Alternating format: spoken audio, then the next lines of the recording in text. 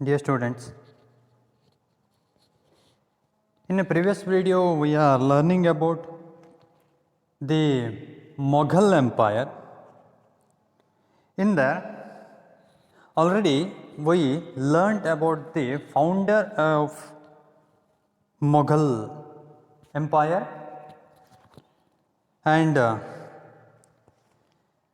about the great ruler of this empire. The founder was Babur. He was an invader. He founded this dynasty by defeating Delhi Sultanate's last ruler Ibrahim Lodi in 1526, the Battle of Second Panipat. And after that, after Babur, Humayun ascended the throne. He was the son of Babur, and after Humayun, his son Akbar came into power. ಪ್ರಿಯ ವಿದ್ಯಾರ್ಥಿಗಳೇ, ಹಿಂದಿನ ಒಂದು ಕ್ಲಾಸ್ನಲ್ಲಿ ನಾವು ಮೊಘಲ್ ಸಾಮ್ರಾಜ್ಯದ ಕುರಿತಾದಂತೆ ಅಧ್ಯಯನವನ್ನು ಮಾಡ್ತಾ ಇದ್ವಿ. ಅಲ್ಲಿ ಮೊಘಲ್ ಸಾಮ್ರಾಜ್ಯದ ಸ್ಥಾಪಕನಾದಂತಹ ಬಾಬರ್, ದೆಹಲಿ ಸುಲ್ತಾನ ರಾಜಮನೆತನದ ಕೊನೆಯ ಅರಸನಾಗಿದ್ದಂತಹ ಇಬ್ರಾಹಿಂ ಲೋಧಿಯನ್ನು 1526 ವೇಳೆಗೆ ನಡೆದಂತಹ ಎರಡನೇ ಪಾಣಿಪತ್ ಯುದ್ಧದಲ್ಲಿ ಸೋಲಿಸಿ ಅವನನ್ನು ಕೊಲೆಗೈಯುವುದರ ಮುಖಾಂತರದಲ್ಲಿ ತನ್ನ ಮೊಘಲ್ ಸಾಮ್ರಾಟ ಮನೆತನಕ್ಕೆ ನಾಂದಿಯನ್ನು ಹಾಡಿದ. ಅವನ ತರುವಾಯದಲ್ಲಿ ಬಾಬರನ ಮಗನಾಗಿದ್ದಂತಹ ಹುಮಾಯೂನ್ ಅನ್ನುವಂಥವನು ಆಡಳಿತಕ್ಕೆ ಬಂದಿದ್ದ ಅಥವಾ ಸಿಂಹಾಸನಕ್ಕೆ ಬಂದಿದ್ದ. ಹುಮಾಯೂನ್ನ ತರುವಾಯದಲ್ಲಿ ಅವನ ಮಗನಾಗಿದ್ದಂತಹ ಅಕ್ಬರ್ ಅನ್ನುವಂಥವನು ಸಿಂಹಾಸನಾಧೀಶನಾದ, ಮೊಘಲ್ ಸಾಮ್ರಾಟನಾದ ಅನ್ನುವಂಥದ್ದಾಗಿ ಈಗಾಗಲೇ ಅಧ್ಯಯನವನ್ನು ಮಾಡಿದ್ದೇವೆ. And also we learnt about the military conquests of Akbar. ಅಕ್ಬರನ ಸೈನಿಕ ಸಾಧನೆಗಳನ್ನು ಕುರಿತಂತೆಯೂ ಸಹ ಈಗಾಗಲೇ ಅಧ್ಯಯನವನ್ನು ನಾವು ಮಾಡಿದ್ದೇವೆ.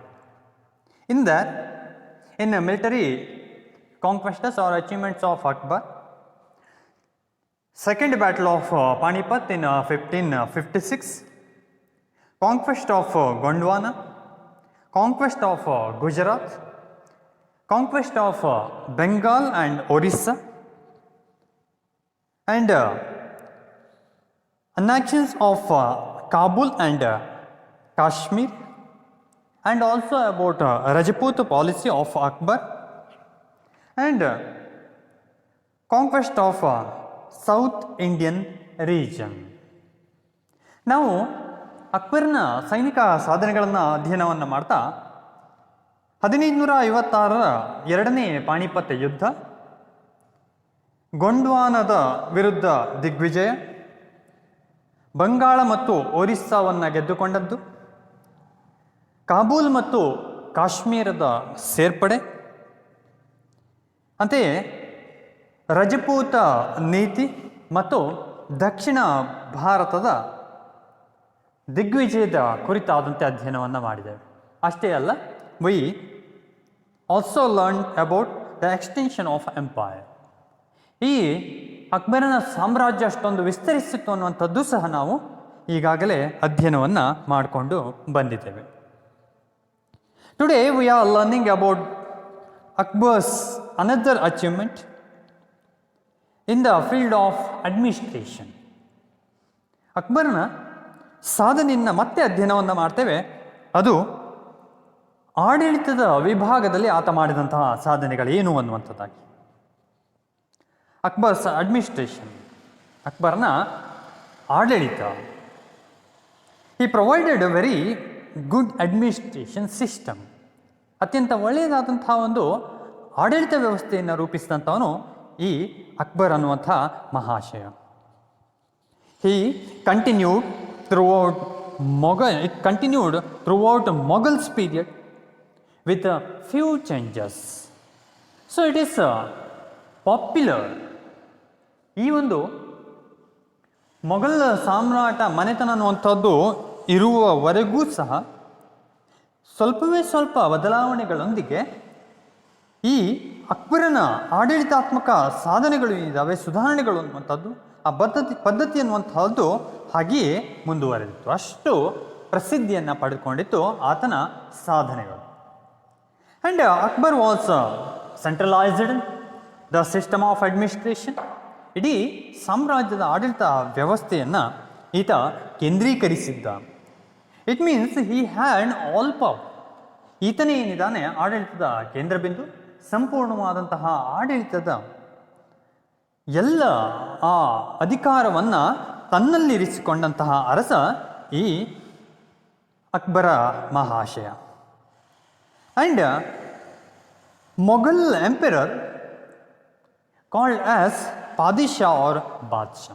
ಮೊಘಲ್ ರಾಜನನ್ನು ಆಗಿನ ಕಾಲದಲ್ಲಿ, ಅಕ್ಬರ್ನ ಕಾಲದಲ್ಲಿ ಪಾದಿಷಾ ಅಥವಾ ಬಾದ್ಶಾ ಅಂತೇಳಿ ಕರೆಯಲಾಗ್ತಾ ಇತ್ತಂತೆ. ಸೊ ಏನೇ ಆಗಿರಲಿ, ಆ ರಾಜನನ್ನು ಪಾದಿಷಾ ಅಥವಾ ಬಾದ್ಶಾ ಅನ್ನುವಂತಹ ಹೆಸರಿನಿಂದ ಕರೆಯಲಾಗ್ತಾ ಇತ್ತು. And he was considered as shadow of god. ಈ ದಿವಸ ಏನಿದ್ದಾವೆ, ಈ ಒಂದು ಮೊಘಲ್ ಸಾಮ್ರಾಜ್ಯವೂ ಸಹ ಇದೆ, ಇದು ದೈವದತ್ತವಾದಂಥ ಅಧಿಕಾರ ಸಿದ್ಧಾಂತವನ್ನೇ ಪ್ರಸ್ತುತಪಡಿಸುವಂಥದ್ದು. They rule on the basis of divine right theory. ಸಂಪೂರ್ಣ ದೈವದತ್ತ ಅಧಿಕಾರ ಸಿದ್ಧಾಂತದ ಮೇಲೆ ಇವರ ಆಡಳಿತವನ್ನು ನಾವು ಇಲ್ಲಿ ನೋಡ್ಬೋದು. ಏನೇ ಆಗಿರಲಿ, ಅವರು ಆಗಿನ ಕಾಲದ ರಾಜರುಗಳು ತಮ್ಮನ್ನು ತಾವು ದೇವರ ನೆರಳು ಅಂತೇಳಿ ಪ್ರತಿಪಾದನೆಯನ್ನು ಮಾಡ್ತಾ ಆಡಳಿತವನ್ನು ಮಾಡ್ತಾ ಇದ್ದಂತಹ ಆ ವ್ಯವಸ್ಥೆಯನ್ನು ಇಲ್ಲಿ ನೋಡಬಹುದು. And Akbar ruled in accordance with Islamic principles. Almost from Delhi Sultanate's period, they ruled on the basis of Islamic principles. ಇಸ್ಲಾಮಿಕ ಅಥವಾ ಇಸ್ಲಾಂನ ಧರ್ಮದ ಆ ಕಟ್ಟುಪಾಡಿಗಳಿಗೆ ಒಳಪಟ್ಟು ಅದರ ಚೌಕಟ್ಟಿನಲ್ಲಿ ಇವರು ಆಳ್ವಿಕೆಯನ್ನು ನಡೆಸ್ತಾ ಬಂದಂತಹ ರಾಜ ಮನೆತನ, ಅದು ಸಹ ದೆಹಲಿ ಸುಲ್ತಾನ ಮನೆತನದಿಂದಲೇ ಪ್ರಾರಂಭವಾಗಿತ್ತು. ಅಲ್ಲಿಂದಲೇ ಆ ರೀತಿಯಾದಂಥ ಒಂದು ಧರ್ಮದ ಆಧಾರದ ಮೇಲೆ ಆಡಳಿತವನ್ನು ನಾವು ಇಲ್ಲಿ ನೋಡಬಹುದು. And in Akbar administration there was cabinet ministers. They also helping to emperor. ಇಲ್ಲಿ ನಾವು ಆಡಳಿತವನ್ನು ಅಧ್ಯಯನವನ್ನು ಮಾಡ್ತಾ ಹೋದರೆ ಮಂತ್ರಿವರ್ಗ ಅನ್ನುವಂಥದ್ದಿತ್ತು. ಮಂತ್ರಿಮಂಡಲ ಅನ್ನುವಂಥದ್ದು ರಾಜನಿಗೆ ಇಲ್ಲಿ ಆಡಳಿತದಲ್ಲಿ ಸಹಾಯವನ್ನು ಮಾಡ್ತಾ ಇತ್ತು. And some important ministers of Akbar's period. ಅಕ್ಬರನ ಕಾಲದ ಪ್ರಮುಖವಾದಂತಹ ಆ ಮಂತ್ರಿವರ್ಗವನ್ನು ನಾವು ಅಧ್ಯಯನವನ್ನು ಮಾಡ್ತಾ ಹೋದರೆ, Vakil, he was a chief minister. Vakil ಅನ್ನುವಂತಹ ಒಬ್ಬ ಮಂತ್ರಿ ಇದ್ದ ರಾಜನ ಅಧೀನದಲ್ಲಿ. ಅವನು ಮುಖ್ಯಮಂತ್ರಿಯಾಗಿದ್ದ. And another one Diwan i Ali. Diwan i Ali ಅನ್ನುವಂಥವನಿದ್ದಾನೆ. He was a finance minister of Akbar's kingdom. ಅಕ್ಬರ್ನ ಸಾಮ್ರಾಜ್ಯದ ಒಬ್ಬ ಫೈನಾನ್ಸ್ ಮಿನಿಸ್ಟರ್ ಆಗಿದ್ದಂಥವನು, ಹಣಕಾಸಿನ ಸಚಿವನಾಗಿದ್ದಂಥವನು. And another one is Mir Bakshi. Mir Bakshi ಅನ್ನುವಂತಹ ಇನ್ನೊಬ್ಬ ಮಂತ್ರಿ. He was official for the distribution of salaries. So ಇವನು ಏನಿದ್ದಾನೆ, was in charge of the office distribution of salaries. ಆ ವೇತನ ಬಟವಾಡೆ ಮಾಡುವಂತಹ ಇಲಾಖೆಯ ಮುಖ್ಯಸ್ಥನಾಗಿದ್ದ ಅಥವಾ ಮಂತ್ರಿಯಾಗಿದ್ದ. And another one is Sadr us Sadr. ಇನ್ನೊಬ್ಬ ಪ್ರಸಿದ್ಧಂತಹ ಮಂತ್ರಿ ಸದರ್ ಉಸ್ ಸದರ್ ಅನ್ನುವಂಥವನು. He was in charge of charities. So ಇಲ್ಲಿ ದಾನ ದತ್ತಿಗಳು ಏನಿರ್ತವೆ, ಸೊ ಅಂತಹ ಇಲಾಖೆಯನ್ನು ನಿರ್ವಹಣೆಯನ್ನು ಮಾಡುವಂಥವನು ಅವನೇ ಸದರ್ ಉಸ್ ಸದರ್ ಅನ್ನುವಂಥವನು. So already we know the king, he was giving donations to some institutions, some missionaries, some schools etcetera. So ಈ ರೀತಿಯಾಗಿ ಏನು ಮಾಡ್ತಾ ಇದ್ರಪ್ಪ, ಅಲ್ಲಿ ರಾಜರುಗಳು ಅನ್ನುವಂಥವರು ಒಂದಿಷ್ಟು ದಾನಗಳನ್ನು ನೀಡ್ತಾ ಇದ್ರು. ಕೆಲವೊಂದು ಶಿಕ್ಷಣ ಸಂಸ್ಥೆಗಳಾಗಿರ್ಬೋದು, ಅಥವಾ ಯಾವುದೋ ಒಂದು ಧಾರ್ಮಿಕ ಕೇಂದ್ರಗಳಿಗಾಗಿರ್ಬೋದು, ಅಂತಹ ಒಂದು ವಿಚಾರಗಳನ್ನು ನಿರ್ವಹಣೆಯನ್ನು ಮಾಡಲಿಕ್ಕೆ ಸಹ ಒಂದು ಮಂತ್ರಿವರ್ಗ ಅನ್ನುವಂಥದ್ದು ಅಥವಾ ಮಂತ್ರಿ ಅನ್ನುವಂಥವನಿದ್ದ. ಅವನು Sadr. And next is Khan i Saman. Khan i ಸಮಾನ್ ಅನ್ನುವಂತಹ ಆ ಮಂತ್ರಿ ಅನ್ನುವ ವಾಸ್ ಹೋಮ್ ಮಿನಿಸ್ಟರ್. ಇವನು ಗೃಹ ಮಂತ್ರಿಯಾಗಿದ್ದ. ಸೊ ಸಂಪೂರ್ಣವಾದಂತಹ ಆ ಸೆಕ್ಯೂರಿಟಿ ಅನ್ನುವಂಥದ್ದೇನಿದೆ ಅದು ಇವನಿಗೆ ಸಂಬಂಧಪಟ್ಟಂತಹದ್ದು. ಸೊ ಇಲ್ಲಿ ಆ ಸಾಮ್ರಾಜ್ಯದ ಒಳಿತನ್ನು ನೋಡಿಕೊಳ್ಳುವಂಥವನು, ರಕ್ಷಣೆಯನ್ನು ಮಾಡಲಿಕ್ಕೆ. And next one is Diwan. ಮತ್ತೊಬ್ಬ ಮಂತ್ರಿ ದಿವಾನ್ ಅನ್ನುವಂಥವನು. He was revenue minister. ಇಲ್ಲಿ ಕಂದಾಯ ವಸೂಲಿ ಮಾಡುವಂತಹ ಆ ಇಲಾಖೆ ಏನಿದೆ ಅದರ ಮುಖ್ಯಸ್ಥ ಆ ಮಂತ್ರಿ ಏನಿದ್ದಾನೆ ಅವನು ದಿವಾನ್ ಅನ್ನುವಂಥವನು. So he was the in charge of revenue of the Kingdom.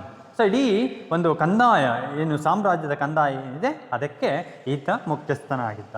And last one is Qazi. Qazi ಅನ್ನುವಂಥವನು ಈ ವಾಸ್ ಚೀಫ್ ಜಸ್ಟಿಸ್. ಇವನು ಮುಖ್ಯ ನ್ಯಾಯಾಧೀಶನಾಗಿದ್ದ. ಸೊ ಈ ಒಬ್ಬ ಖಾಜಿ ಅನ್ನುವಂಥ ವ್ಯಕ್ತಿಯು ಸಹ ಒಂದೇ ಫೀಲ್ಡಲ್ಲಿ ಅವನು ಹ್ಯಾಂಡ್ಲಿಂಗ್ ಮಾಡ್ತಾ ಇದ್ದ. ಸೊ ಈ ರೀತಿಯಾದಂತಹ ಮಂತ್ರಿವರ್ಗ ಅನ್ನುವಂಥದ್ದು ಅಲ್ಲಿ ಇತ್ತು. And all minister worked under emperor's guidance. ಸಂಪೂರ್ಣವಾಗಿ ರಾಜನೇ ಇಲ್ಲಿ ಪರಮಾಧಿಕಾರಿ. He was the supreme power. So ಇಲ್ಲಿ ರಾಜ ಅನ್ನುವಂಥವನಿದ್ದಾನೆ, ಅವನಿಗೆ ಎಲ್ಲ ಅಧಿಕಾರಿಗಳು ಸಹ ಅವನಲ್ಲಿ ಇತ್ತು. So he was controlling other officials, means all ministers working under the guidance of emperor. ರಾಜನ ಆ ಒಂದು ಹೇಳಿಕೆಯ ಪ್ರಕಾರದಲ್ಲಿ ಅವನ ಆ ಮಾರ್ಗದರ್ಶನದಂತೆ ಇವರು ಕೆಲಸವನ್ನು ನಿರ್ವಹಣೆಯನ್ನು ಮಾಡ್ತಾಯಿದ್ರು. And he could dismiss any of them. So ಯಾರನ್ನೂ ಸಹ ಏನು ಮಾಡ್ಬೋದು, ಆ ಮಂತ್ರಿಗಳನ್ನು ಅಲ್ಲಿ ವಜಾಗೊಳಿಸಬಹುದು, ಅಷ್ಟು ಅಧಿಕಾರ ಅನ್ನುವಂಥದ್ದಿತ್ತು. And any time he can dismiss. So ಯಾವಾಗಲೂ ಸಹ ಯಾವುದೇ ಸಮಯದಲ್ಲೂ ಸಹ ಆ ಮಂತ್ರಿ ಅನ್ನುವಂಥವನು ಆತ ವಜಾಗೊಳ್ಳಬಹುದು, ರಾಜನಿಗೆ ಬೇಡ ಅಂತ ಹೇಳಿದ್ರೆ ಅಷ್ಟು ಅಧಿಕಾರವನ್ನು ತನ್ನಲ್ಲಿ ಇರಿಸಿಕೊಂಡಿದ್ದ ಈ ಅಕ್ಬರ ಮಹಾಶಯ. And whole empire it was divide into 16 provinces in Akbar's administration period. ಈ ಅಕ್ಬರ್ನ ಆಡಳಿತದ ಕಾಲವನ್ನು ನಾವು ಅಧ್ಯಯನವನ್ನು ಮಾಡ್ತಾ ಹೋದರೆ ಅಲ್ಲಿ ಅಕ್ಬರನ ಆಡಳಿತ ಕಾಲದಲ್ಲಿ 16 ಪ್ರಾಂತ್ಯಗಳಾಗಿ ಇಡೀ ಸಾಮ್ರಾಜ್ಯವನ್ನು ವಿಭಜಿಸಲಾಗಿತ್ತು. ಇಡೀ ಸಾಮ್ರಾಜ್ಯವನ್ನು 16 ಪ್ರಾಂತ್ಯಗಳಾಗಿ ವಿಭಜನೆಯನ್ನು ಮಾಡಲಾಗಿತ್ತು. It is called as Subhas. ಈ ಪ್ರಾಂತ್ಯಗಳು ಏನಿದೆ ಪ್ರಾವಿನ್ಸ್ ಕಾಲ್ಡ್ ಆ್ಯಸ್ ಸುಭಾಸ್. ಆ ಪ್ರಾಂತ್ಯಗಳು ಏನಿದ್ದಾವೆ ಅವುಗಳನ್ನು ಸುಭಾಗಳು ಅಂಥೇಳಿ ಕರೆಯಲಾಗ್ತಾ ಇತ್ತಂತೆ ಆಗಿನ ಒಂದು ಕಾಲದಲ್ಲಿ. ಸೊ ಈ ಸುಭಾಗಳು ಅನ್ನುವಂಥದ್ದು ಪ್ರಾಂತ್ಯಗಳಾಗಿತ್ತು. So the head of the ಸುಭಾಸ್, ಸುಭಾಗಳ ಮುಖ್ಯಸ್ಥ ಏನಿದ್ದಾನೆ ಹಿ ವಾಸ್ ಸುಬೇದಾರ್. ಸೊ ಇದರ ಮುಖ್ಯಸ್ಥ ಏನಿದ್ದಾನೆ ಅವನು ಸುಬೇದಾರ್ ಅಂಥೇಳಿ ಅವನನ್ನು ಕರೆಯಲಾಗ್ತಾ ಇತ್ತು. He was head of the province, means he was A governor of province. ಆ ಪ್ರಾಂತ್ಯದ ರಾಜ್ಯಪಾಲನಾಗಿದ್ದ ಅವನನ್ನು ಸುಬೇದಾರ್ ಅಂತೇಳಿ ಅವನನ್ನು ಕರೆಯಲಾಗ್ತಾ ಇತ್ತು. And he was A representative of the province. ಇಡೀ ಒಂದು ಪ್ರಾಂತ್ಯದ ಪ್ರತಿನಿಧಿ ಆಗಿದ್ದ ಆತ. And he was responsible for collection of revenue, maintaining of law and order in his province. ಅವನ ಆ ಪ್ರಾಂತ್ಯದಲ್ಲಿ ಆತ ಕಂದಾಯವನ್ನು ವಸೂಲಿ ಮಾಡಲಿಕ್ಕೆ ಜವಾಬ್ದಾರನಾಗಿದ್ದ.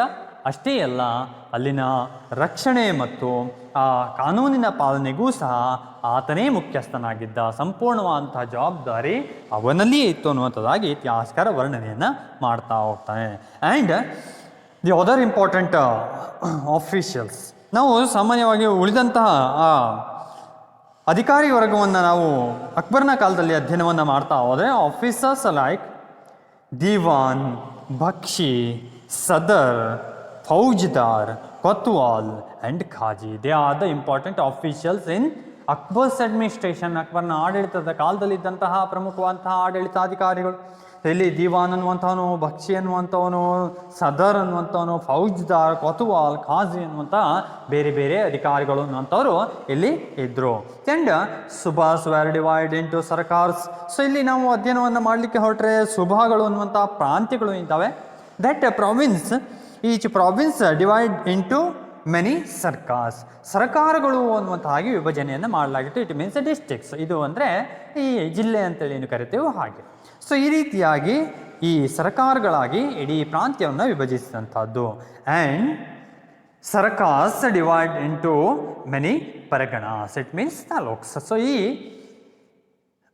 ಸರ್ಕಾರಗಳನ್ನು ಮತ್ತೆ ಪರಗಣಗಳಾಗಿ ವಿಭಜನೆಯನ್ನು ಮಾಡಲಾಗಿತ್ತು. ಸೊ ಹೀಗೆ ಹಲವಾರು ವಿಭಜನೆಯನ್ನು ನಾವು ಇಲ್ಲಿ ನೋಡಬಹುದು. And kotwal was the in charge of city administration. So kotwal ಅನ್ನುವಂತಹ ಅಧಿಕಾರಿ ಏನಿದ್ದಾನೆ, it was the in charge of city, ಇಡೀ ನಗರ ಅನ್ನುವಂಥದ್ದು ಏನಿದೆ ಅದರ ಮುಖ್ಯಸ್ಥನಾಗಿದ್ದ, ಅದನ್ನು ಹ್ಯಾಂಡಲ್ ಮಾಡುವಂಥವನು ಕೊತ್ವಾಲ್ ಅನ್ನುವಂತಹ ಅಧಿಕಾರಿ ಆಗಿದ್ದ.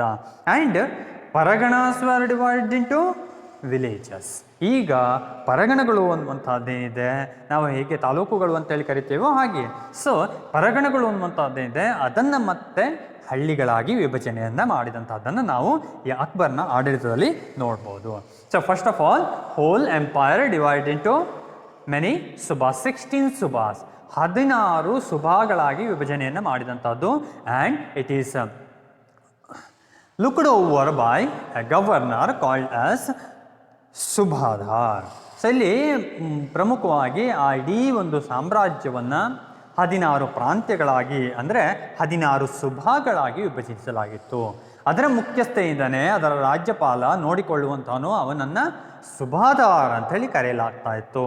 ಆ್ಯಂಡ್ ಆನಂತರದಲ್ಲಿ ಸುಭಾಸ್ ಡಿವೈಡ್ ಇಂಟು ಮೆನಿ ಸರ್ಕಾಸ್, ಆ ಸುಭಾಗಳು ಅನ್ನುವಂತಹ ಪ್ರಾಂತ್ಯ ಏನಿದೆ ಅದನ್ನು ಹಲವಾರು ಸರ್ಕಾರಗಳಲ್ಲಿ ಅಂದರೆ ಡಿಸ್ಟಿಕ್ಗಳಲ್ಲಿ ವಿಭಜನೆಯನ್ನು ಮಾಡಿದಂತಹದ್ದು.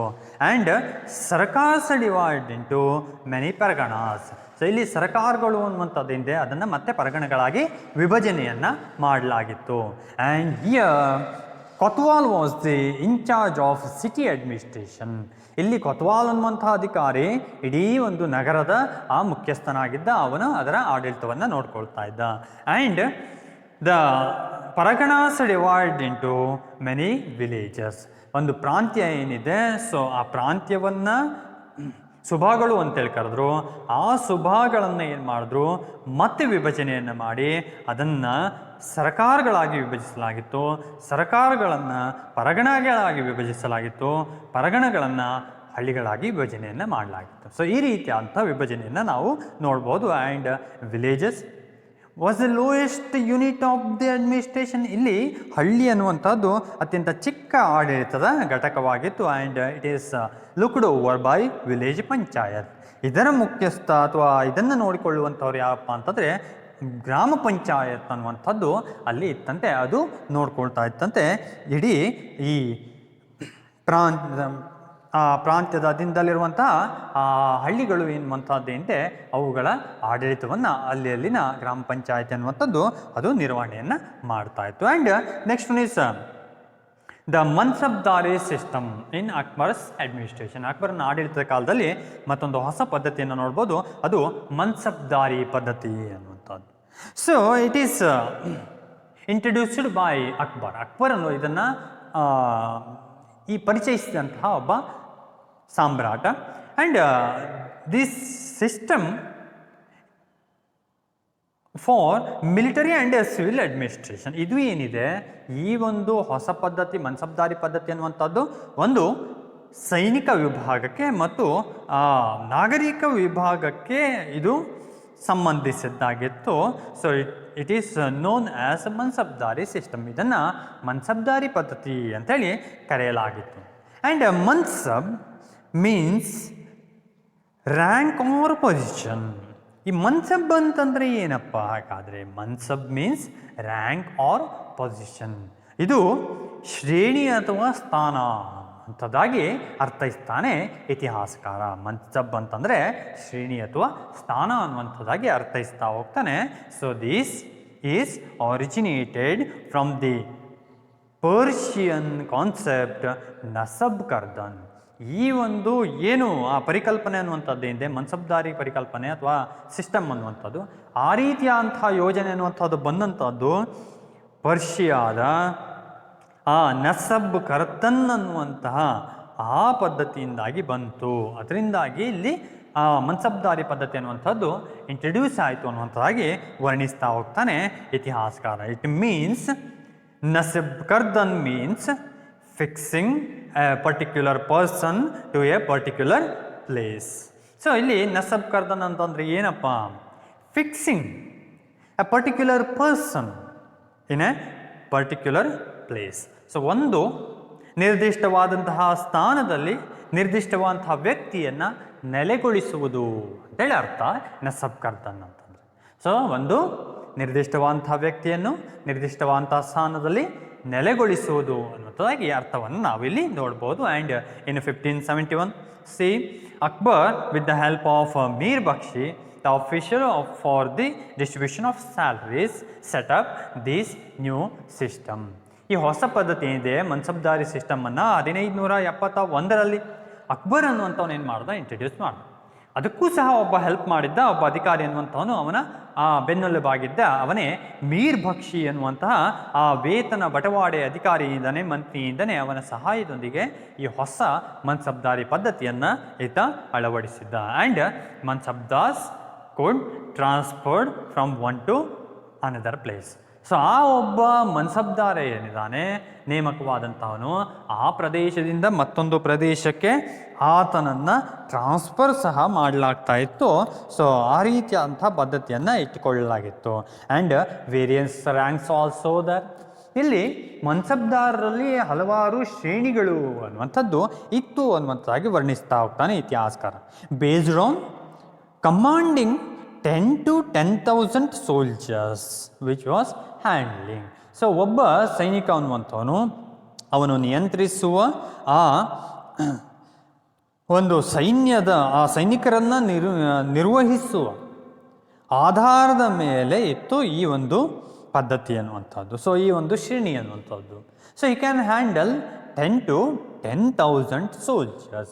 10ರಿಂದ 10,000 ಸೈನಿಕರನ್ನೂ ಸಹ ಈತ ಹೊಂದಿರಬಹುದು ಅಥವಾ ಅದನ್ನು ನಿರ್ವಹಿಸಬಹುದು. ಸೊ ಅಲ್ಲಿ various ranks also there. So ಅಲ್ಲಿ ಬೇರೆ ರೀತಿಯಾದಂತಹ ಶ್ರೇಣಿಗಳು ಅನ್ನುವಂಥದ್ದು ಸಹ ಇತ್ತು ಆ ರೀತಿಯಾದಂತಹ ಮನ್ಸಬ್ದಾರಿಕೆಯಲ್ಲಿ. And later this number increase up to 50,000. So in the beginning 10 to 10,000, afterwards it was extended. So ಇದು ಮತ್ತೆ ಹೆಚ್ಚಿನ ಸಂಖ್ಯೆಯನ್ನು ಹೊಂತು ಅಥವಾ 50,000ದವರೆಗೆ ವಿಸ್ತರಿಸಲ್ಪಟ್ಟು ಅನ್ನುವಂತಹ ಮಾತುಗಳನ್ನು ವರ್ಣಿಸ್ತಾ ಹೋಗ್ತಾನೆ ಇತಿಹಾಸಕಾರ. ಸೊ ಏನೇ ಆಗಿರಲಿ ಈ ರೀತಿಯಾದಂಥ ಒಂದು ಸಿಸ್ಟಮನ್ನು ಅಳವಡಿಸಿಕೊಳ್ಳಲಾಗಿತ್ತು. All officers of a kingdom had mansab. So ಇಲ್ಲಿ ಎಲ್ಲ ಸಾಮ್ರಾಜ್ಯದ ಆ ಅಧಿಕಾರಿಗಳೂ ಸಹ ಒಂದೊಂದು ಮನ್ಸಬ್ದಾರಿಕೆಯನ್ನು ಹೊಂದಿದ್ರು. ಸೊ ಈ ರೀತಿಯಾದಂತಹ ಒಂದು ಪದ್ಧತಿ ಅನ್ನುವಂಥದ್ದನ್ನು ನಾವು ನೋಡ್ಬೋದು. And they must recruit A certain number of soldiers under them. So ತನ್ನ ಅಧೀನದಲ್ಲಿ ಒಂದು ಮನ್ಸಬ್ದಾರ ಅನ್ನುವಂಥವನು ಇದ್ದಾನೆ ಅಂತಂದರೆ ಅವನ ಅಧೀನದಲ್ಲಿ ಆ ಸೈನ್ಯವನ್ನು ಆತ ನಿರ್ವಹಿಸುವಂಥ ಸೈನ್ಯಕ್ಕೆ ಯಾರನ್ನೇ ಸಹ ಒಬ್ಬ ಸೈನಿಕನನ್ನು ಅಪಾಯಿಂಟ್ ಮಾಡಬಹುದು, ಸೊ ತೆಗೆಯಲೂಬಹುದು. ಸೊ ಈ ರೀತಿಯಾದಂತಹ ಸಂಪೂರ್ಣ ಅಧಿಕಾರ ಅವನಲ್ಲಿ ಇತ್ತು ಅನ್ನುವಂಥದ್ದಾಗಿ ನಾವು ಇಲ್ಲಿ ಅರ್ಥೈಸ್ಕೊಳ್ತಾ ಹೋಗ್ತೇವೆ. And emperor had the power of appointing the mansabdar and promoting that mansabdar and dismiss mansabdars. So all of power it's in emperor. So ಇದು ಎಲ್ಲ ಅಧಿಕಾರವೂ ಸಹ ರಾಜನಲ್ಲಿ. ನೋಡಿ, ರಾಜ ಅನ್ನುವಂಥವನು ಅವನು ಮನ್ಸಬ್ದಾರನನ್ನು ಇಲ್ಲಿ ನೇಮಕವನ್ನು ಮಾಡ್ಬೋದು, ಅವನನ್ನು ಆ ಉನ್ನತ ಹುದ್ದೆಗೆ ಏರಿಸ್ಬೋದು, ಶ್ರೇಣಿಗೆ ಏರಿಸ್ಬೋದು, ಪ್ರಮೋಷನನ್ನು ನೀಡ್ಬೋದು, ಅಥವಾ ಆ ಮನ್ಸಬ್ದಾರನನ್ನು ವಜಾಗೊಳಿಸುವಂತಹ ಸಂಪೂರ್ಣ ಅಧಿಕಾರ ರಾಜನಲ್ಲಿತ್ತು. ಇಟ್ ಮೀನ್ಸ್ ಸೆಂಟ್ರಲೈಸ್ಡ್ ಥಿಯರೀಸ್ ಅಂತೂ ಕೇಂದ್ರೀಕೃತವಾದಂತಹ ಸಿದ್ಧಾಂತವನ್ನು ಇಲ್ಲಿ ನೋಡಬಹುದು. ರಾಜನೇ ಕೇಂದ್ರ ಬಿಂದು. And mansabdari system includes 2 parts. So ಇಲ್ಲಿ ಆ ಮನ್ಸಬ್ದಾರಿಕೆ ಅನ್ನುವಂತಹ ಒಂದು ಪದ್ಧತಿ ಏನಿದೆ ಅದರಲ್ಲಿ 2 ವಿಭಾಗಗಳಿದ್ದಾವೆ. First one is zat, other one is sawar. ಜಾಟ್ ಮತ್ತು ಸವಾರ್ ಅನ್ನುವಂಥ 2 ವಿಭಾಗಗಳು ಅನ್ನುವಂಥದ್ದಿದೆ. Zat indicates number of soldiers mansabdar maintain. ಇಲ್ಲಿ ಜಾಟ್ ಅಂತಂದರೆ ಏನಪ್ಪ? ಜಾಟ್ ಅಂತಂದರೆ ಆ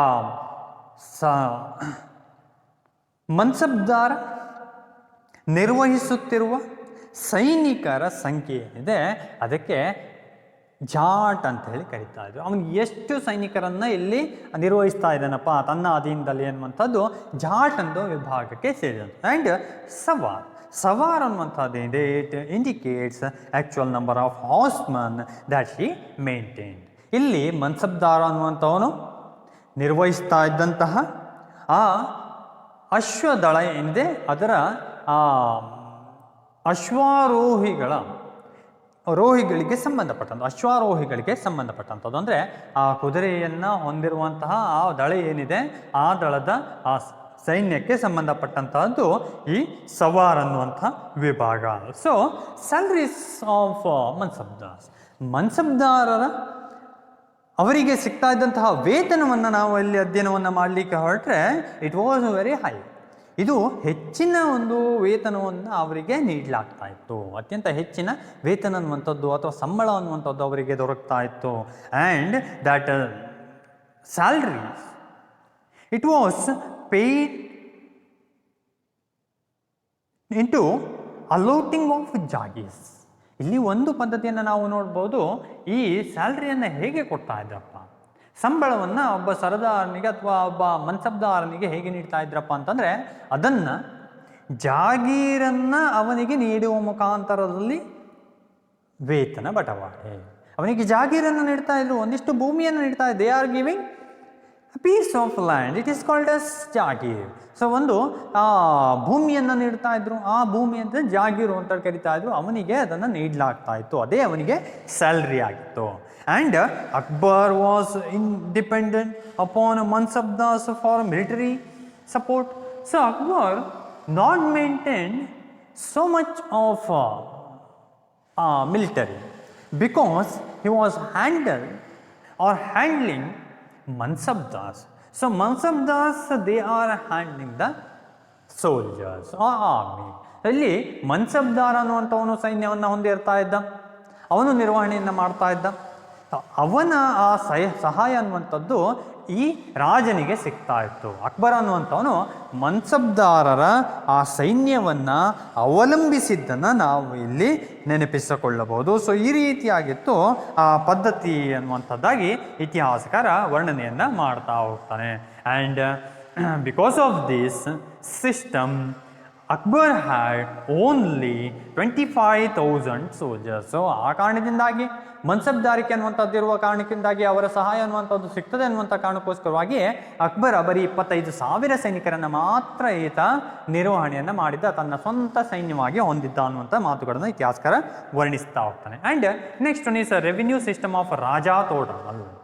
Raja Todarmal was a minister of Akbar's cabinet. ಅಕ್ಬರ್ನ ಒಂದು ಮಂತ್ರಿಮಂಡಲದ ಸದಸ್ಯ ಈ Raja ತೋಡರ್ಮಲ್ ಅನ್ನುವಂಥವನು. He was also mansabdar, ಒಬ್ಬ ಮನ್ಸಬ್ದಾರನಾಗಿದ್ದಂಥವನು. He set up a new revenue system in Akbar's kingdom. ಅಕ್ಬರನ ಸಾಮ್ರಾಜ್ಯಕ್ಕೆ ಒಂದು ಹೊಸ ಕಂದಾಯ ಪದ್ಧತಿಯನ್ನು ಈತ ಅಳವಡಿಸಿಕೊಟ್ಟಂಥವನು ರಾಜಾ ತೋಡರ್ಮಲ್ ಅನ್ನುವಂಥ ವ್ಯಕ್ತಿ. Akbar set up a excellent land revenue system by the help of revenue minister Raja Todarmal.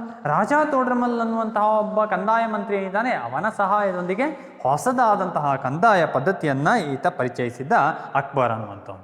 Raja Todarmal reorganized the whole land revenue system in his period. ತನ್ನ ಅಧಿಕಾರದ ಅವಧಿಯಲ್ಲಿ ರಾಜಾ ತೋಡರ್ಮಲ್ ಏನು ಮಾಡ್ದ, ಇಡೀ ಒಂದು ಸಾಮ್ರಾಜ್ಯದ ರಾಜ್ಯವನ್ನು ಈತ ಮತ್ತೆ ಅದನ್ನು ಸರಿಯಾಗಿ ಹೊಂದಿಕೆ ಮಾಡುವಂತಹ ಕೆಲಸವನ್ನು ಮಾಡಲಿಕ್ಕೆ ಹೊರಟಿದ್ದ. This system also known as a ಜಪ್ತಿ system R any ದಹಸಲ.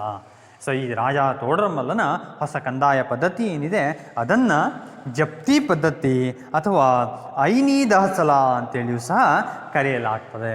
The main features of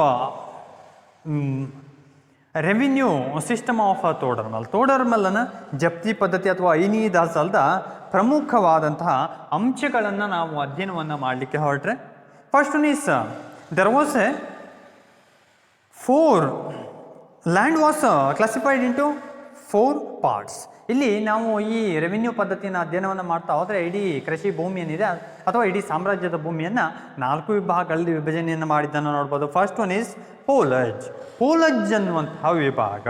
so ಇಲ್ಲಿ ನಾವು ಅಧ್ಯಯನವನ್ನು ಮಾಡ್ತಾ ಹೋದರೆ land always in cultivation it is called as polaj. ಯಾವಾಗಲೂ ಸಹ ಸದಾಕಾಲ ಕೃಷಿಯನ್ನು ಮಾಡ್ತಾ ಇರುವಂತಹ ಭೂಮಿ ಏನಿದೆ ಅದನ್ನು ಪೋಲಜ್ ಅಂತೇಳಿ ಕರೆಯಲಾಗಿದೆ. And second one is parauti. ಇನ್ನೊಂದು ಪ್ರಮುಖವಾದಂಥ ಲ್ಯಾಂಡ್ ರೆವಿನ್ಯೂ ಸಿಸ್ಟಮ್ನಲ್ಲಿ ಅವನು ವಿಭಾಗಿಸಿದಂತಹ ಆ ಭೂ ವಿಭಾಗ ಅಂತಂದರೆ ಪರೌತಿ ಅನ್ನುವಂಥದ್ದು. It means land which was left to fallow for 1 or 2 years. 1 ಅಥವಾ 2 ವರ್ಷಗಳ ಕಾಲ ಯಾವುದೇ ಕೃಷಿಯನ್ನು ಮಾಡದೆ ಬೀಳು ಬಿಟ್ಟಂತಹ ಭೂಮಿ ಏನಿದೆ ಅದನ್ನು ಪರೌತಿ ಅಂಥೇಳಿ ಕರೆಯಲಾಗ್ತಾ ಇತ್ತಂತೆ. ಸೊ ಈ ರೀತಿಯಾಗಿ 1 ರಿಂದ 2 ವರ್ಷಗಳ ಕಾಲ ಹಾಗೆಯೇ ಆ ಕೃಷಿ ಮಾಡದೆ ಬಿಟ್ಟಂತಹ ಭೂಮಿ ಏನಿದೆ ಅದನ್ನು ಪರೌತಿ ಅಂಥೇಳಿ ಕರೆಯಲಾಗ್ತಾ ಇತ್ತು. And third one is chachar. ಮೂರನೆಯದಾಗಿ ಚಚ್ಚರ್ ಅನ್ನುವಂಥದ್ದಿಂದ land that is left uncultivated for 3 or 4 years. 3 ರಿಂದ 4 ವರ್ಷಗಳ ಕಾಲ ಉಳುಮೆಯನ್ನು ಮಾಡದೇ ಇರುವಂತಹ ಭೂಮಿ ಎಂದೇ ಅದನ್ನು ಚಚ್ಚರ್ ಅಂತ ಹೇಳಿ ಕರೆಯಲಾಗ್ತಾ ಇತ್ತು. Land which was left for 3 or 4 years, not cultivated for 3 or 4 years. 3 ರಿಂದ 4 ವರ್ಷಗಳ ಕಾಲ ಯಾವುದೇ ರೀತಿಯಾದಂತಹ ಒಂದು ಕೃಷಿಯನ್ನು ಮಾಡೇ ಇಲ್ಲ, ಉಳುಮೆಯನ್ನು ಮಾಡೇ ಇಲ್ಲ ಅಂತಹ ಭೂಮಿಯನ್ನೇ ಅದನ್ನು ಚಚ್ಚರ್ ಅಂತೇಳಿ ಕರೆಯಲಾಗ್ತಾ ಇತ್ತು. And fourth one is banjar. ನಾಲ್ಕನೆಯದಾಗಿ ನಾವು ಅಧ್ಯಯನವನ್ನು ಮಾಡ್ತಾ ಹೋದರೆ 4ನೇ ವಿಭಾಗ ಅಂತಂದರೆ ಬಂಜರ್ ಅನ್ನುವಂಥ ವಿಭಾಗ. Land was not cultivated for over 5 years. 5 ವರ್ಷಗಳವರೆಗೆ ಬೀಳು ಬಿಟ್ಟಂಥ ಭೂಮಿ, ಆ ಭೂಮಿಯಲ್ಲಿ ಯಾವುದೇ ರೀತಿಯಂಥ ಬೆಳೆಯನ್ನು 5 ವರ್ಷಗಳ ಕಾಲ ಬೆಳೆಯಲೇ ಇಲ್ಲ ಅಂತಹ ಭೂಮಿ ಇದೆ ಅದನ್ನು ಬಂಜರ್ ಅಂಥೇಳಿ ಕರೆಯಲಾಗ್ತಾ ಇತ್ತು. ಹೀಗೆ 4 ವಿಭಾಗಗಳಾಗಿ ವಿಭಜನೆಯನ್ನು ಮಾಡಲಾಗ್ತಾ ಇತ್ತು. And based on the average crops grown for 10 years the revenue was fixed. So ಇಲ್ಲಿ ನಾವು ಅಧ್ಯಯನವನ್ನು ಮಾಡ್ತಾ ಹೋದರೆ ತೋಡರ್ಮಲ್ ಮಾಡ್ತಾನೆ ಕಂದಾಯವನ್ನು ಪಡೆದುಕೊಳ್ಳಬೇಕಾದರೆ 10 ವರ್ಷಗಳ ಸರಾಸರಿ ಉತ್ಪನ್ನದ ಆಧಾರವನ್ನು ಲೆಕ್ಕಾಚಾರ ಮಾಡ್ತಾ ಇದ್ದ. ಆದಾಯವನ್ನು ಲೆಕ್ಕಾಚಾರ ಮಾಡಿ ಆತ ಆ ಕಂದಾಯವನ್ನು ಎಷ್ಟು ಅಂಥೇಳಿ ನಿರ್ಧರಿಸಿದ್ದ. ಸೊ ಈ ರೀತಿಯಾಗಿ ಏನು ಮಾಡಲಾಗ್ತಾ ಇತ್ತು, based on the average of gross for 10 years revenue was fixed. So ಎಷ್ಟು ಬೆಳಿತಾನಪ್ಪ, ಸುಮಾರು ಆ ಸರಾಸರಿ ಆಧಾರದ ಮೇಲೆ, ಆ ಉತ್ಪನ್ನದ ಆಧಾರದ ಮೇಲೆ ಇಲ್ಲಿ ಈ ಒಂದು ಕಂದಾಯ ಪದ್ಧತಿ ಅನ್ನುವಂಥದ್ದನ್ನು ಯೋಜಿಸಲಾಗ್ತಾ ಇತ್ತು. And it was 3/1 of the average produce. So ಎಷ್ಟಿತ್ತಪ್ಪ ಹಾಗಾದರೆ ಆ ಅಕ್ಬರ್ನ ಕಾಲದ ಕಂದಾಯ ಅಂತೇಳಿ ನಾವು ಅಧ್ಯಯನಕ್ಕೆ ಹೊರಟ್ರೆ 1/3 ಭಾಗದಷ್ಟು ಕಂದಾಯವನ್ನು ನೀಡಬೇಕಾಗಿತ್ತು ರೈತ ಅನ್ನುವಂಥವನು.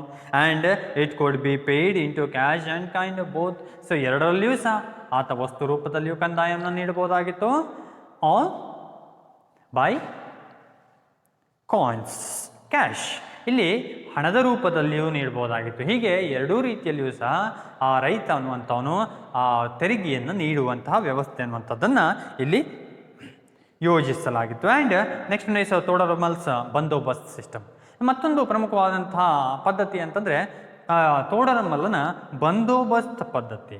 ಸೊ ಏನಪ್ಪ, ವಾಟ್ ಇಟ್ ಈಸ್, ಏನು ಅಂತೇಳಿ ನಾವು ಅಧ್ಯಯನವನ್ನು ಮಾಡ್ತಾ ಹೋದರೆ ಇನ್ನು ಹಾರ್ವೆಸ್ಟ್ ಸೀಸನ್. ಸೊ ಯಾವಾಗ ಸುಗ್ಗಿಯ ಕಾಲ ಅನ್ನುವಂಥದ್ದು ಬರ್ತದೋ ಆ ಟೈಮ್ನಲ್ಲಿ, and that season the officials they must went around examine the condition of agricultural land and offered suitable suggestions to the farmers.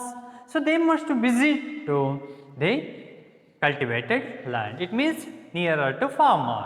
So ಅಲ್ಲಿ ಹಾರ್ವೆಸ್ಟ್ ಸೀಸನ್ನಲ್ಲಿ ಕಟಾವಿಗೆ ಬಂದಂತಹ ಸುಗ್ಗಿ ಕಾಲದ ಸಮಯದಲ್ಲಿ ಏನು ಮಾಡಬೇಕಿತ್ತು, ಆ ಕಂದಾಯ ಇಲಾಖೆಗೆ ಸಂಬಂಧಪಟ್ಟಂತಹ ಅಧಿಕಾರಿ ಅನ್ನುವಂಥವ್ರು ಅವರು ಆ ಬೆಳೆಯನ್ನು ಬೆಳೆದಂತಹ ರೈತನಲ್ಲಿ ಹೋಗಿ ಭೇಟಿಯಾಗಬೇಕಾಗಿತ್ತು. ಅಲ್ಲಿ ಬೆಳೆಯನ್ನು ಬೆಳೆದಂತಹ ಭೂಮಿಯನ್ನು ಇಲ್ಲಿ ನೋಡಲಿಕ್ಕೆ ಹೋಗಬೇಕಾಗಿತ್ತು, ಅಲ್ಲಿ ವಿಸಿಟನ್ನು ಮಾಡಬೇಕಾಗಿತ್ತು. ಅಷ್ಟೇ ಅಲ್ಲ, they must give some suggestions to farmer. ಆ ರೈತನಿಗೆ ಏನು ಮಾಡಬೇಕಿತ್ತು, ಕೆಲವೊಂದು ಏನಾದರೂ ಸಲಹೆ ಸೂಚನೆಗಳಿದ್ದರೆ ಅದನ್ನು ನೀಡಬೇಕಾಗಿತ್ತು. And also must sanction the loans for farmers who need. So ಯಾರಿಗೆ ಬೇಕೋ ಅಂಥ ರೈತರಿಗೆ ಸಾಲ ಸೌಲಭ್ಯವನ್ನು ಸಹ ಇವರು ಒದಗಿಸಬೇಕು ಅಂತಹ ಪದ್ಧತಿಯನ್ನೇ ಜಾರಿಗೆ ತಂದಿದ್ದ ರಾಜ ತೋಡರಮಲ್ ಅನ್ನುವಂಥವನು ತನ್ನ ಬಂದೋಬಸ್ತ್ ಪದ್ಧತಿಯ ಮುಖಾಂತರವಾಗಿ. And the loan it will repay in instalments. So ಇಲ್ಲಿ ಒಂದೇ ಕಂತಿನಲ್ಲಿ ಕೊಡಬೇಕು ಅನ್ನುವಂಥದ್ದೆಲ್ಲ ತೆಗೆದುಕೊಂಡಂತಹ ಆ ಹಣವನ್ನು ಅಥವಾ ಆ ಸಾಲವನ್ನು ಅದನ್ನು ಅವರು ಇನ್ಸ್ಟಾಲ್ಮೆಂಟಲ್ಲಿಯೂ ಸಹ ಕಂತಿನ ರೂಪದಲ್ಲಿಯೂ ಸಹ ಸರ್ಕಾರಕ್ಕೆ ಪಾವತಿಯನ್ನು ಮಾಡುವಂತಹ ಆ ಪದ್ಧತಿಯನ್ನು ಅಳವಡಿಸಿದ್ದ ರಾಜ ತೋಡರ್ಮಲ್ ಅನ್ನುವಂಥವನು ತನ್ನ ಬಂದೋಬಸ್ತ್ ಪದ್ಧತಿಯಲ್ಲಿ. And it is called as ಬಂದೋಬಸ್ತ್ ಸಿಸ್ಟಮ್. ಇದನ್ನೇ ಬಂದೋಬಸ್ತ್ ಸಿಸ್ಟಮ್ ಅಂಥೇಳಿ ಕರೆಯಲಾಗ್ತದೆ. ಸೊ ಎಂತೂ ಆ ರೈತರ ಬಳಿಗೆ ಈ ಅಧಿಕಾರಿಯನ್ನು ಕಳಿಸುವಂತಹ ವ್ಯವಸ್ಥೆಯನ್ನು ಬಂದೋಬಸ್ತ್ ಪದ್ಧತಿಯ ಮುಖಾಂತರವಾಗಿ ಮಾಡಿದ್ದ ಈ ರಾಜ ತೋಡರ್ಮಲ್ ಅನ್ನುವಂಥ ಆ ಕಂದಾಯಾಧಿಕಾರಿ. And next one is Akbar's religious policy. ಅಕ್ಬರ್ನ ಧಾರ್ಮಿಕ ನೀತಿಗಳ ಕುರಿತಾದಂತೆ ನಾವು ಅಧ್ಯಯನವನ್ನು ಮಾಡಲಿಕ್ಕೆ ಹೊರಟ್ರೆ, Akbar was not one of the most intelligent and enlightened and liberal monarchs of medieval India. ಆ ಮಧ್ಯಯುಗೀನ ಕಾಲದ ರಾಜರುಗಳನ್ನು ನಾವು ಅಧ್ಯಯನವನ್ನು ಮಾಡ್ತಾ ಹೋದರೆ ಅಕ್ಬರ್ ಅನ್ನುವಂಥವನೇ ಇದ್ದಾನೆ. ಆತ ಜ್ಞಾನ ಸಂಪನ್ನ, ಉದಾರಿ ಚಕ್ರವರ್ತಿಗಳಲ್ಲಿ ಒಬ್ಬ ಅನ್ನುವಂಥದ್ದಾಗಿ ಇತಿಹಾಸಕಾರ ವರ್ಣನೆಯನ್ನು ಮಾಡ್ತಾ ಹೋಗ್ತಾನೆ. And in 1563 he was ಅಬಾಲಿಷ್ಡ್ pilgrimage tax on Hindu pilgrims. ಹಿಂದೂಗಳ ಮೇಲೆ ಈಗಾಗಲೇ ಹಾಕಿದ್ದಂತಹ ಯಾತ್ರಾ ತೆರಿಗೆ, ಪವಿತ್ರ ಯಾತ್ರಾ ತೆರಿಗೆಯನ್ನು ಈ ಅಕ್ಬರ್ ಅನ್ನುವಂಥವನು 1563ರಲ್ಲಿ ಈತ ಆ ತೆರಿಗೆಯನ್ನು ತೆಗೆದಿದ್ದ. And also he abolished jaziya means poll tax. So ಈ ಜಜಿಯಾ ಅನ್ನುವಂತಹ ಆ ತಲೆಗಂದಾಯ ಏನಿದೆ ಅದನ್ನೂ ಸಹ ಈತ ಈ ಒಂದು ತನ್ನ ಆಡಳಿತದ ಕಾಲದಲ್ಲಿ ಹಿಂಪಡೆದಿದ್ದ ಅಕ್ಬರ್ ಅನ್ನುವಂಥ ಆ ರಾಜ ಅನ್ನುವಂಥದ್ದು. And people allowed to build places of worship without restrictions of the empire. ಸಾಮ್ರಾಜ್ಯದ ಅಥವಾ ಆಡಳಿತದ ಯಾವುದೇ ರೀತಿಯಾದಂತಹ ಆ ನಿರ್ಬಂಧಗಳಿಲ್ಲದೆ ಯಾವುದೇ ಒಬ್ಬ ವ್ಯಕ್ತಿ ತನ್ನ ಆರಾಧನಾ ಸ್ಥಳವನ್ನು ಕಟ್ಟಿಕೊಳ್ಳುವಂತಹ ಆ ರೀತಿಯಂತಹ ಅಧಿಕಾರವನ್ನು ಜನರಿಗೆ ನೀಡಿದ್ದ ಅನ್ನುವಂಥದ್ದಾಗಿ ವರ್ಣಿಸ್ತಾ ಹೋಗ್ತಾನೆ. And Hindus appointed to high posts up to mansabdars. ನಮಗೆ ಗೊತ್ತಿದೆ, ಹಿಂದೂಗಳನ್ನೂ ಸಹ ಆತ ಏನು ಮಾಡಿದ್ದ, ಉನ್ನತ ಹುದ್ದೆಗಳನ್ನು ನೇಮಿಸ್ಕೊಂಡಿದ್ದ, ಮನ್ಸಬ್ದಾರರನ್ನಾಗಿಸಿದ್ದ ಅನ್ನುವಂಥದ್ದಾಗಿ. ಸೊ ಈ ರೀತಿಯಾದಂತಹ ಒಬ್ಬ ಹಿ ವಾಸ್ ಎ ಲಿಬರಲ್ ಮೊನಾರ್ಕ್. ಈತ ಒಬ್ಬ ಇದ್ದಾನೆ, ಒಬ್ಬ ಅತ್ಯಂತ ಕಠಿಣವಾದಂತಹ ನೀತಿಯನ್ನು ಅನುಸರಿಸದೆ ಸ್ವಲ್ಪ ಮಟ್ಟಿನಲ್ಲಿ ಉದಾರಿಯಾದಂತಹ ಅರಸನಾಗಿ ನಮಗೆ ಕಂಡು ಬರ್ತಾ ಹೋಗ್ತಾನೆ. And he took part in the celebration of various Hindu festivals and he had many Hindu wives also. So ಇಲ್ಲಿ ನಾವು ಅಧ್ಯಯನವನ್ನು ಮಾಡ್ತಾ ಹೋದರೆ ಇವನಿಗೆ ಹಲವಾರು ಹಿಂದೂ ರಾಣಿಯರೂ ಸಹ ಇದ್ದರು. ಆ ಕಾರಣದಿಂದಾಗಿಯೇ ಈತ ಹಲವಾರು ಹಿಂದೂಗಳ ಹಬ್ಬಗಳಲ್ಲಿ ಈತ ಪಾಲ್ಗೊಳ್ತಾ ಇದ್ದ ಅರಸನಾಗಿ ನಮಗೆ ಕಂಡು ಬರ್ತಾ ಹೋಗ್ತಾನೆ. And he prohibited child marriages and ಸತಿ ಸಿಸ್ಟಮ್ ಇನ್ ಹಿಸ್ ಕಿಂಗ್ಡಮ್. ಇಡೀ ಸಾಮ್ರಾಜ್ಯದಲ್ಲಿ ಬಳಕೆಯಲ್ಲಿದ್ದಂಥ ಬ್ಲೈಂಡ್ ಬಿಲೀಫ್ಸ್, ಅದು ಮೂಢನಂಬಿಕೆಗಳಲ್ಲಿ ಒಂದಾದಂಥದ್ದು ಸತಿ ಪದ್ಧತಿ ಮತ್ತು ಆ ಬಾಲ್ಯ ವಿವಾಹ ಅನ್ನುವಂತಹ ಎರಡೂ ಪದ್ಧತಿಗಳನ್ನು ಈತ ನಿರ್ಮೂಲನೆಗೊಳಿಸಿದ್ದ. ಸೊ ಈ ರೀತಿಯಾಗಿ ಸಂಪೂರ್ಣವಾದಂತಹ ಆಡಳಿತವನ್ನು ಸುಧಾರಿಸುವಂತಹ ಸಾಮ್ರಾಜ್ಯವನ್ನು ಸುಧಾರಿಸುವಂತಹ ಕೆಲಸವನ್ನು ಕೈಗೊಂಡಿದ್ದ. And also he encouraged widow remarriage. So ಇಲ್ಲಿ ಆ ಗಂಡ ಸತ್ತಂತಹ ಸಂದರ್ಭದಲ್ಲಿ ವಿಧವೆಯಾಗಿ ಕಾಲ ಕಳೀತಾ ಇದ್ದಂಥದ್ದು.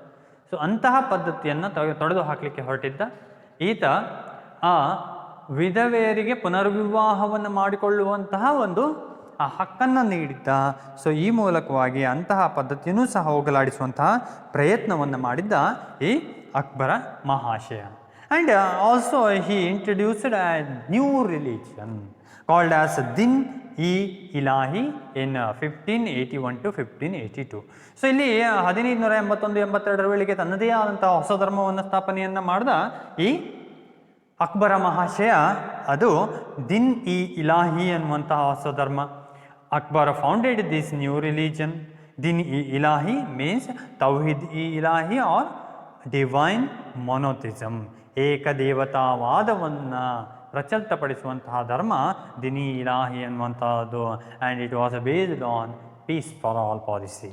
ಇಡೀ ಒಂದು ಜನರಿಗೆ ಶಾಂತಿ ಅನ್ನುವಂತಹ ಒಂದು ತತ್ವದ ಆಧಾರದ ಮೇಲಿತ್ತು ದಿನ್ ಇ ಇಲಾಹಿ ಅನ್ನುವಂಥ ಹೊಸ ಒಂದು ಧರ್ಮ. And it was an important attempt to unite the people of different faiths in the brotherhood policy. So ಇಲ್ಲಿ ಭ್ರಾತೃತ್ವದ ಒಂದು ಕಲ್ಪನೆಯೊಂದಿಗೆ ಎಲ್ಲ ಧರ್ಮೀಯನನ್ನು ಒಂದುಗೂಡಿಸುವಂತಹ ಪ್ರಯತ್ನ ಅನ್ನುವಂಥದ್ದು ಇದರ ಮೂಲಕವಾಗಿ ಮಾಡಲಿಕ್ಕೆ ಹೊರಟಿದ್ದ. ಇನ್ 1582 ಸಿ he built Ibadat Khana at Fatehpur Sikri. Fatehpur Sikri ಅನ್ನುವಂಥದ್ದು ನಮಗೆ ಗೊತ್ತಿದೆ. After the conquest of Gujarat he built a new city called Fatehpur near Sikri. So ಈ ಫತೇಪುರ್ ಸಿಕ್ರಿ ಅನ್ನುವಂಥದ್ದಿಂದೆ ಗುಜರಾತ್ನ ಭಾಗವನ್ನು ಗೆದ್ದಂತಹ ನೆನಪಿಗೋಸ್ಕರವಾಗಿ ಕಟ್ಟಿದಂತಹ ಒಂದು ನಗರ ಅನ್ನುವಂಥದ್ದು. ಸೊ ಅಂತಹ ಒಂದು ಪ್ರದೇಶದಲ್ಲಿ ಇನ್ನು 1582 he built Ibadat Khana, religious centre, ಒಂದು ಧಾರ್ಮಿಕ ಕೇಂದ್ರವನ್ನು ಸ್ಥಾಪಿಸಿದ ಇಬಾದತ್ ಖಾನ ಅನ್ನುವಂಥದ್ದು ಫತೇಪುರ್ ಸಿಕ್ರಿಯಲ್ಲಿ. So here religious discourses had, ಇಲ್ಲಿ ಏನಾಗ್ತಾ ಇತ್ತು, ಧರ್ಮಗೋಷ್ಠಿಗಳು ಅನ್ನುವಂಥದ್ದು ನಡೀತಾ ಇತ್ತು ಅನ್ನುವಂಥದ್ದಾಗಿ ನಾವು ತಿಳಿದುಕೊಳ್ತಾ ಬರ್ತೇವೆ. ಸೊ ಇಲ್ಲಿಯೂ ಸಹ ನಾವು ಅಧ್ಯಯನವನ್ನು ಮಾಡ್ತಾ ಹೋದರೆ the many leaders of different religion they are also coming to here. ಇಲ್ಲಿಗೆ ಏನು ಮಾಡ್ತಾ ಇದ್ರಪ್ಪ, ಬೇರೆ ಬೇರೆ ಧರ್ಮದ ಮುಖ್ಯಸ್ಥರು ಅನ್ನುವಂಥದ್ದು ಬರ್ತಾ ಇದ್ರು. For example Hinduism, Buddhism, Jainism, Christianity and Islam. So they are mingling in a one place, ಒಂದು ಪ್ರದೇಶದಲ್ಲಿ ಅವರೆಲ್ಲರೂ ಸಹ ಸೇರಿಕೊಳ್ತಾ ಇದ್ರು ಮತ್ತು ಚರ್ಚೆಯನ್ನು ನಡೆಸ್ತಾ ಇದ್ರು ಧರ್ಮದ ಕುರಿತಾದಂತೆ. ಸೊ ಈ ರೀತಿಯಂಥ ಇಬಾದತ್ ಖಾನ ಅನ್ನುವಂತಹ ಹೊಸ ಒಂದು ಧಾರ್ಮಿಕ ಕೇಂದ್ರವನ್ನು ಸ್ಥಾಪನೆಯನ್ನು ಮಾಡಿದ್ದ. And Akbar assimilated the general principles of various religions and founded a new religion called Din E Ilahi. So ಎಲ್ಲ ಒಂದು ಧರ್ಮದಲ್ಲಿ ಒಳ್ಳೆಯ ಸಂಗತಿಗಳೇನಿದ್ದಾವೆ ಅವುಗಳನ್ನೆಲ್ಲ ಸೇರಿಸಿ ಹೊಸ ಧರ್ಮವನ್ನು, ದಿನ್ ಇ ಇಲಾಹಿ ಅನ್ನುವಂಥ ಹೊಸ ಧರ್ಮವನ್ನು ಸ್ಥಾಪನೆಯನ್ನು ಮಾಡಿದ ಈ ಅಕ್ಬರ ಮಹಾಶಯ. And followers of this religion were respect to all the religion. ಎಲ್ಲ ಧರ್ಮೀಯರಿಗೂ ಸಹ ಈ ಧರ್ಮದ ಜನರು ಅನ್ನುವಂಥವ್ರು ಮನ್ನಿಸಬೇಕಾಗಿತ್ತು, ರೆಸ್ಪೆಕ್ಟನ್ನು ನೀಡಬೇಕಾಗಿತ್ತು, ಗೌರವವನ್ನು ಇವರು ನೀಡಬೇಕಾಗಿತ್ತು ಈ ಧರ್ಮದಲ್ಲಿದ್ದಂಥವರು. And in here worship of fire, celebrate their birthdays in the company of other religion, and not to marry old women or minor girls. So there was also some restrictions. ಅಲ್ಲಿನ ಜನರಿಗೆ ಕೆಲವೊಂದು ಚೌಕಟ್ಟು ಅನ್ನುವಂಥದ್ದಿತ್ತು. ಸೊ ಅವರಿಗೂ ಸಹ ಕಟ್ಟುಪಾಡುಗಳು ಅನ್ನುವಂಥದ್ದನ್ನು ವಿಧಿಸಲಾಗಿತ್ತು. ಇಲ್ಲಿ ಸಾಮಾನ್ಯವಾಗಿ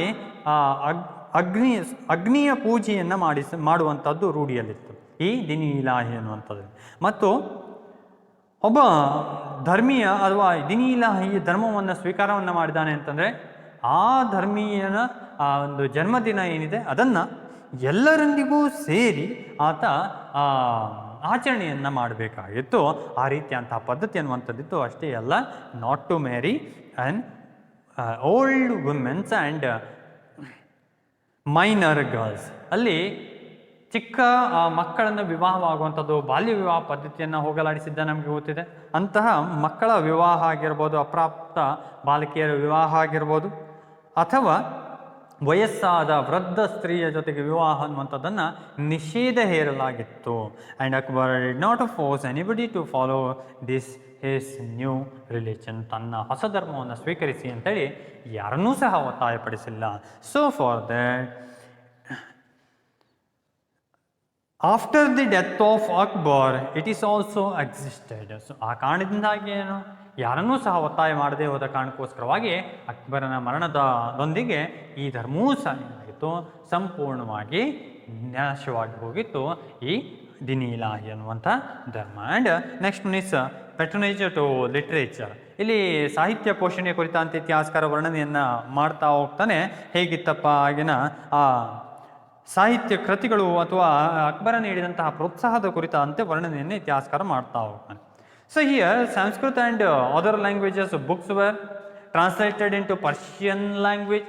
Persian ಭಾಷೆಗೆ ಸಂಸ್ಕೃತ ಮತ್ತು ಇತರ ಭಾಷೆಯ ಪುಸ್ತಕಗಳನ್ನು ಅನುವಾದವನ್ನು ಮಾಡಲಾಗಿತ್ತು.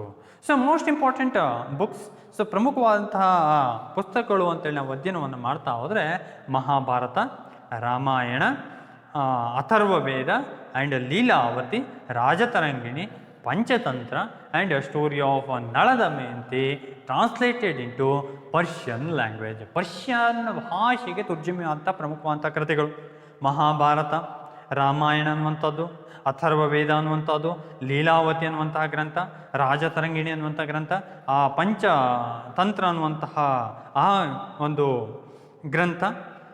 ಅಷ್ಟೇ ಅಲ್ಲ, ನಳ ದಮಯಂತಿ ಅನ್ನುವಂತಹ ಆ ಪುಸ್ತಕವನ್ನು ಸಹ ಏನು ಮಾಡಲಾಗಿತ್ತು, ಆ ಗ್ರಂಥವನ್ನು ಸಹ ಆ ಒಂದು ಪರ್ಷಿಯನ್ ಭಾಷೆಗೆ ತರ್ಜುಮೆಯನ್ನು ಮಾಡಲಾಗಿತ್ತು ಅನ್ನುವಂಥದ್ದಾಗಿ ಇತಿಹಾಸಕಾರ ವರ್ಣನೆಯನ್ನು ಮಾಡ್ತಾ ಹೋಗ್ತಾನೆ. ಸೊ ಏನೇ ಆಗಿರಲಿ, ಈ ರೀತಿಯಾದಂಥ ಒಂದು ಸಾಹಿತ್ಯ ಪೋಷಣೆಯನ್ನು ಮಾಡಲಾಗಿತ್ತು ಈ ಅಕ್ಬರ್ನ ಕಾಲದಲ್ಲಿ. Some important Hindi scholars like Tulsidas, Surdas, Abdul Rahim, Raskhan and Birbal, they are given some important works to Akbar's literary world. ಅಕ್ಬರ್ನ ಆ ಸಾಹಿತ್ಯ ಲೋಕಕ್ಕೆ ತುಳಸಿದಾಸ್ ಆಗಿರ್ಬೋದು, ಸೂರ್ದಾಸ್ ಆಗಿರ್ಬೋದು, ಅಬ್ದುಲ್ ರಹೀಮ್, ರಕ್ಷನ್ ಮತ್ತು ಬೀರ್ಬಲ್ ಅಂತವರು ಪ್ರಮುಖವಾದಂತಹ ಕೊಡುಗೆಯನ್ನು ನೀಡಿದಂಥವರು. ಇಲ್ಲಿ ತುಳಸಿದಾಸ್ ರೋಟ್ ರಾಮಚರಿತ ಮಾನಸ. ತುಳಸಿದಾಸ್ ಅಂತವರು ಇದ್ದಾರೆ, ಇವರು ರಾಮಚರಿತ ಮಾನಸ ಅನ್ನುವಂಥ ಗ್ರಂಥವನ್ನು ರಚನೆಯನ್ನು ಮಾಡಿದರು. Surdas, he was also outstanding writer. He wrote Sursagar. ಇದನ್ನು ಸಹ ಸೂರ್ದಾಸರು ಸಹ ಒಬ್ಬ ಪ್ರಸಿದ್ಧವಾದಂತಹ ಈ ಬರಹಗಾರರು. ಅವರು ಸೂರಸಾಗರ್ ಅನ್ನುವಂತಹ ಕೃತಿಯನ್ನು ರಚನೆಯನ್ನು ಮಾಡಿದ್ದಾರೆ. ಸೊ ಇಂತಹ ಪ್ರಮುಖವಾದಂಥ ಕೃತಿಗಳನ್ನು ನಾವು ನೋಡ್ಬೋದು. ಅಷ್ಟೇ ಅಲ್ಲ, ನಾವು ಅಧ್ಯಯನವನ್ನು ಮಾಡಲಿಕ್ಕೆ ಹೊರಟ್ರೆ many historical works also done in this period. ಈ ಅಕ್ಬರ್ನ ಕಾಲದಲ್ಲಿ ಹಲವಾರು ಐತಿಹಾಸಿಕ ಗ್ರಂಥಗಳೂ ಸಹ ಬರೆಯಲ್ಪಟ್ಟಂತಹದ್ದು. ಲೈಕ್ ಐನ್ ಇ ಅಕ್ಬರಿ, ಅಕ್ಬರ ನಾಮ ಬಾಯ್ ಅಬುಲ್ ಫಜಲ್. ಅಬುಲ್ ಫಜಲ್ ಅನ್ನುವಂಥ ಇತಿಹಾಸಕಾರ ಐನ್ ಇ ಅಕ್ಬರಿ ಮತ್ತು ಅಕ್ಬರ ನಾಮ ಅನ್ನುವಂಥ ಗ್ರಂಥವನ್ನು ಇತಿಹಾಸ ಗ್ರಂಥವನ್ನು ರಚನೆಯನ್ನು ಮಾಡಿದ್ದಾನೆ. ಮಂತಕಬ್ ಉಲ್ ತವಾರಿಕ್ ಆಫ್ ಬದೌನಿ. ಬದೌನಿ ರೋಡ್ ಮಂತಕಬ್ ಉಲ್ ತವಾರಿಕ್. ಬದೌನಿ ಅನ್ನುವಂಥವ್ರು ಮಂತಕಬ್ ಉಲ್ ತವಾರಿಕ್ ಅನ್ನುವಂತಹ ಗ್ರಂಥವನ್ನು ರಚನೆಯನ್ನು ಮಾಡ್ತಾನೆ. ಸೊ ಈ ರೀತಿಯಾದಂತಹ ಪ್ರಸಿದ್ಧ ಗ್ರಂಥಗಳನ್ನು ನಾವು ನೋಡ್ಬೋದು. ಅಂತೂ ಆ ಒಂದು ಅಕ್ಬರನ ಒಂದು ಕೊಡುಗೆಯನ್ನು ನಾವು ಲಿಟರರಿ ಫೀಲ್ಡಲ್ಲಿ, ಸಾಹಿತ್ಯ ಲೋಕದಲ್ಲಿಯೂ ಸಹ ಇಲ್ಲಿ ಗಮನಿಸ್ತಾ ಹೋಗ್ಬೋದು. And next one is in the field of art and architecture, Akbar's contribution in art and architecture. ಅಕ್ಬರ್ನ